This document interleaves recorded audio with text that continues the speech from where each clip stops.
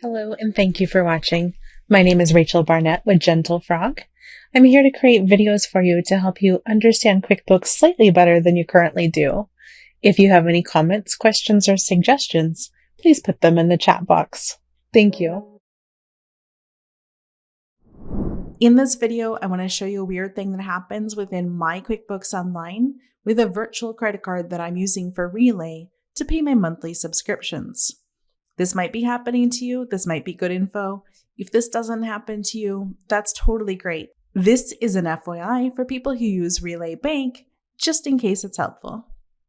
So what you're looking at is my QuickBooks, not my sample. I have a Relay video account, and so I have different bank accounts or different checking accounts that I use in Relay Bank. I have one set up for recurring transactions so that I can use that account for demos. And as I was going through and doing my bookkeeping, I saw this thing and I'm like, you know what? I'm going to show people this weird thing that happens. So first, what you're looking at is the description that comes through QuickBooks.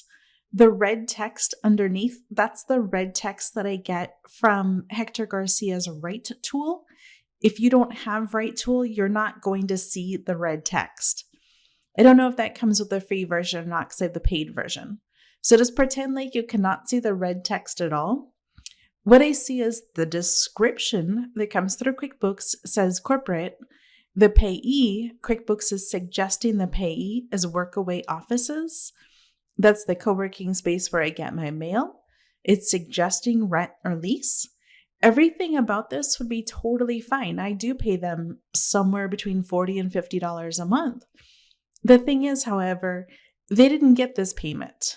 So QuickBooks is automatically filling in the wrong payee. It's grabbing the payee from the previous time that I had a transaction where the description said corporate. Let me click on this to expand.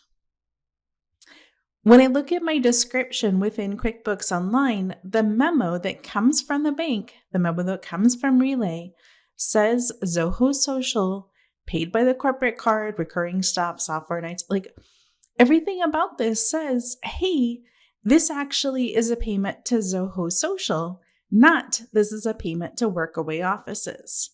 I don't understand why QuickBooks has decided to pre-fill the payee as Workaway Offices. This is fine. I can totally change it.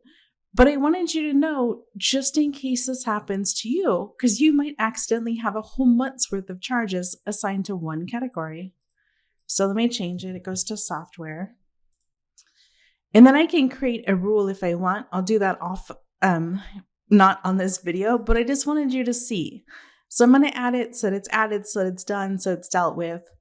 Let me flip over to my Relay account so I can show you how it's set up within Relay. This is my Relay account.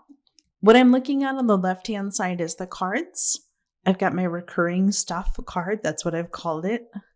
My card number, expiration date, what kind of card, which bank account does it come out of? I have a bank account labeled checking account for videos, and then I have a bank account for operating account. If you're familiar with Relay, this makes sense. If you're not, just skip this part of the video. You can see here's my most recent transaction. It's Coral Tree. If I click on see all transactions, you're going to see the Workaway transaction here for $42. And then you can see Zoho for $44. Because Workaway is the last thing I picked, QuickBooks automatically assumed every other transaction that had that downloaded description of corporate, it should be whatever the last payee was.